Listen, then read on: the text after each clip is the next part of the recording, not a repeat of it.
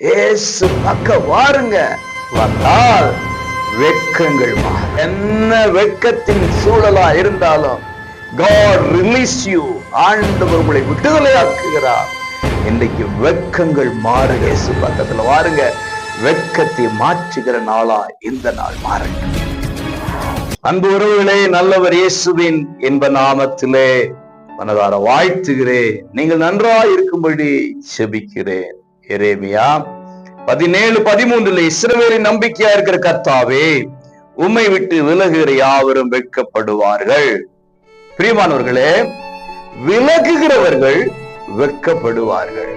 அப்படியானால் சேருகிறவர்கள் வெட்கப்பட மாட்டார்கள். இன்றைக்கு ஏதோ ஒரு வெட்கம், அது தோல்வியின் மூலம் வந்திருக்கலாம், அல்லது கடன் பிரச்சனையின் மூலம் வந்திருக்கலாம், அல்லது நீங்க சொன்ன வாக்குத்தத்தத்தை, வாக்குறுதியை நீங்கள் காப்பாற்ற முடியாத ஒரு சூழலில் வெட்கப்படலாம். பல விதத்தில ஒரு வெட்கம் அடைந்த நிலைமையில் இருக்கலாம்.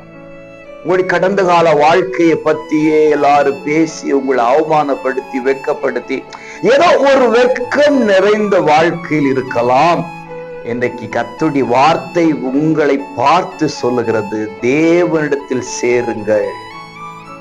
விலகினால் வெட்கம், சேர்ந்தால் வெட்கம் இன்மை. இன்றைக்கு தேவன்கிட்ட வந்துருங்க. இயேசு பக்கம் வாருங்க. வந்தால் வெட்கங்கள் மாறும். என்ன வெட்கத்தின் சூழலா இருந்தாலும் God release you. ஆண்டவர் உங்களை விடுதலையாக்குகிறார்.